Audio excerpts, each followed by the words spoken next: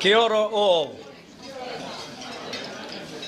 Welcome to the Rotary Club of Wellington, leaders in positive social change and a club that has been making a difference in our communities for 97 years.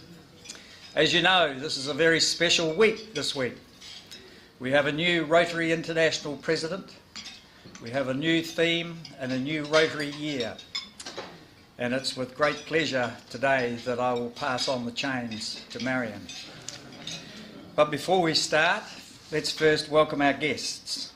Our guest speaker, David Alsop from Sweet Gallery. Welcome. Looking forward to your presentation. Introducing and thanking David is Linda Carroll.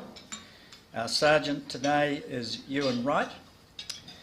And we've got a full agenda with some 5-minute presenters and some awards. So before I pass the chains across, on Wednesday night at the President's Cocktail Function, we were delighted to be able to hand out some awards for Paul Harris Fellows and some Emeritus Awards.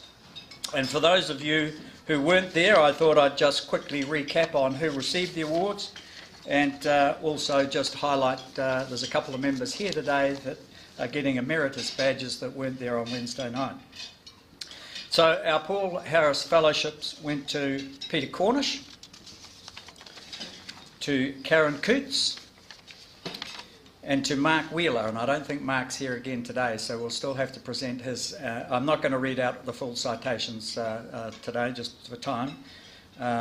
But also receiving a sapphire pin was George Fairburn, and a sapphire pin couldn't be handed to Anthony Scott because he had one, so Anthony Scott got a ruby. And Bob Stannard, who unfortunately is sick again today, but Bob is going to be a recipient of a sapphire pin. So I'm sure you'd all like to congratulate those recipients again, even if you were there on Wednesday night.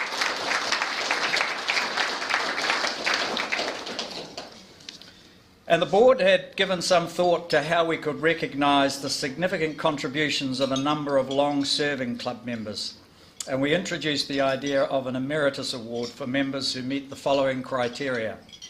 They have been members of this club for more than 40 years, or members of this club for 10 or more years and still active over the age of 90. And we had a number of recipients that met that criteria, and I'm delighted to say that we gave the award to John Cook on Wednesday night and to Denzel Brown. And other winners would be Bob Stannard, Johnny Johnson, would you like to come up today? Brian McKeown, Bruce Christensen, Ulf Arceus and Wayne Nieberg. Wayne, would you like to come up and receive yours today?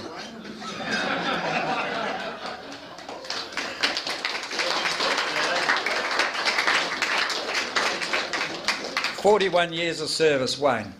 Congratulations. Thank you. Outstanding. Thank you. As well as the awards, you will be receiving a reduced monthly club fee in recognition of the many years of great service. So. Johnny Johnson, 45 years.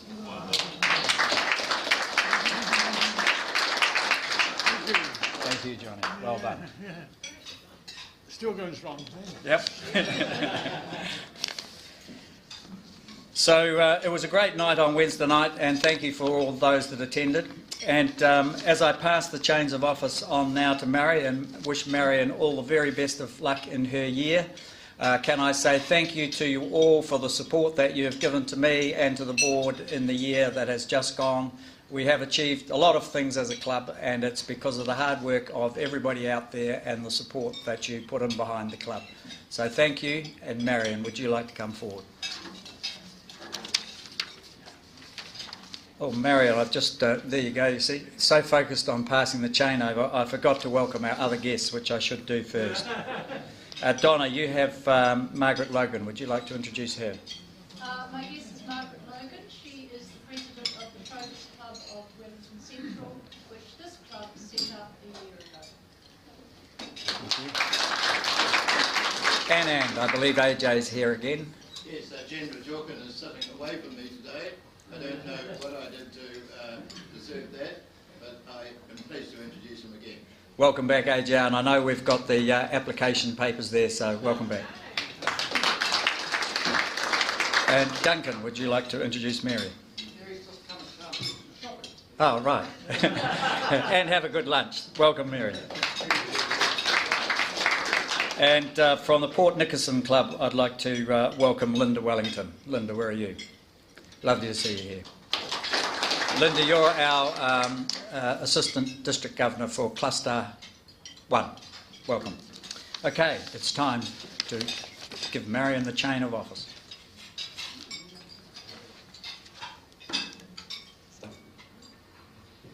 You are Marion. There's the chain. And the ball. I wore it for about 30 seconds this time last year, and it's been in the cupboard, but it's still in reasonable condition. And here's the President's badge to go with it. And I wish you all the very best for your year.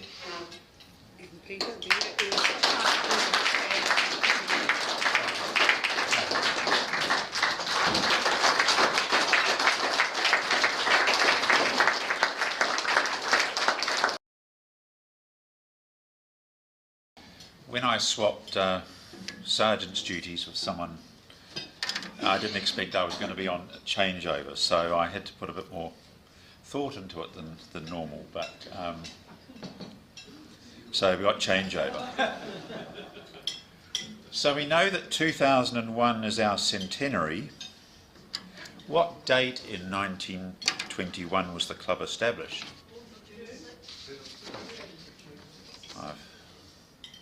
Well, the website says the 7th of June, and we discussed that last week. Now, just had members who've been given awards for over 40 years. Well, I've been there for nearly 40 years. And I won't ask those who've been members longer than me, which is probably in the high 30s, to stand, but if you could please pay, that would be welcome, the contribution. But what about those members who've been here less than 1 year? Could you please stand so that we could acknowledge you, and we all know who you are. So welcome these people, and if you've got one of these at your table, could you please pay?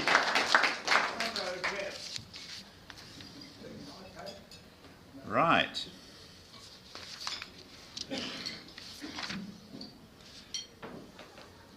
How many honorary members do we have?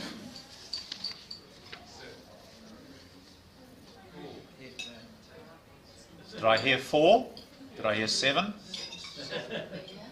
It's actually 4. These are the 4. The Mayor, local MP, the Archbishop and the Bishop. No, we've got 2 more. We've given out 2 in the last year. Well, I'm sorry, Anand. That's not on the website yet, so I did. And Robert Fisher. That's right, and Robert. I did pick up the 2 have recently left the building, and that was Sir John Key and Sir Jerry Mataparai. But we could probably understand Sir John Key leaving us, but Jerry, I think, was a well-respected member when he was here. Now, who was the first president of our club in 1921? Alex Roberts. Thank you very much. And who did he work for? Murray Roberts. Good, there. Aren't we doing well? That's the name that's disappeared from New Zealand. So, our new president, Marion, and I'll just ask you all to contribute for this, because 10 years ago Marion was the president of the Rotary Club of London. And she was the 98th president of the Rotary Club of Wellington. And if we're now coming into our 98th year, then Marion will be the 98th president of our club. So I think that's worth a contribution from you all. And sorry for the ladies who are in the club, but how many father and son presidents have we had? I heard Islet. Fisher. No. Norwood. Sir John and Jack Eilert, and Sir Charles and Walter. Now, we know the founder of Rotary was Paul Harris. Was he the first Rotary Club president? No, he was the third in 1907. It's interesting, if you can believe what Wikipedia says on Paul Harris, he had an interesting life. Did you know that he was expelled from school and from university? It's interesting, the reason it's given for him being expelled from university was that it was something to do with a secret society. So hopefully Rotary's not considered to be a secret society. He eventually graduated in 1891 from the University of Iowa, and you know that he was eventually a lawyer. But did you know that he was a professional actor and a cowboy? And this is between the time that he got kicked out of one university and managed to survive the next one. He then married Jean Thompson, who was a Scotswoman, in 1910. And it's a bit confusing as to whether they met at a local naturist club or a nature club. So you can tuck that all away in terms of now you know a little bit more about Paul Harris. What was the first Rotary public service project?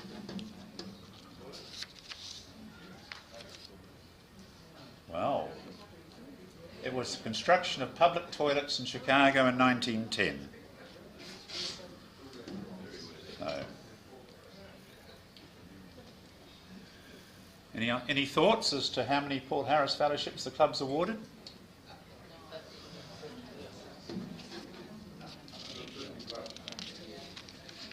Well, my count, including those that were given out on Wednesday night, handed out to worthy people, my count's 140.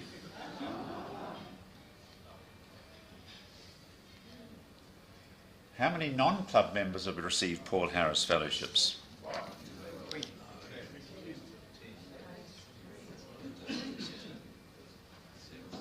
Well, I think it's... Is there?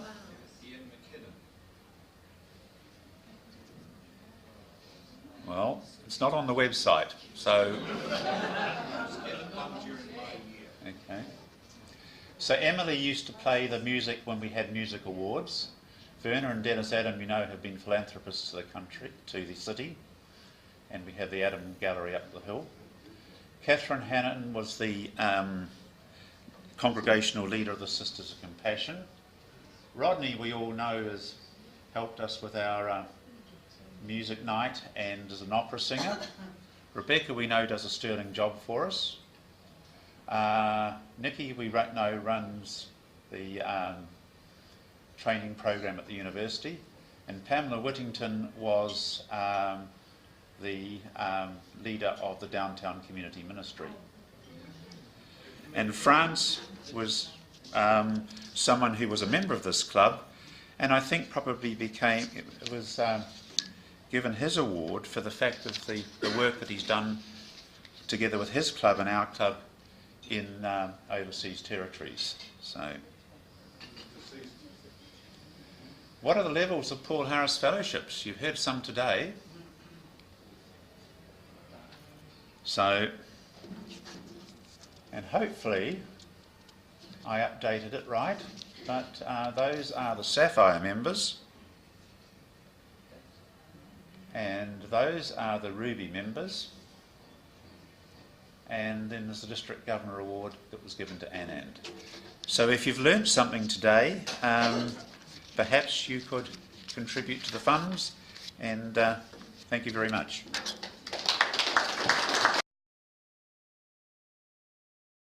Well, thank you all for, well, we're just going to go straight into this. So basically we've got a number of slides showing what happened when Christine and I went up for the handover of the Rarotongan Mobile Health Clinic.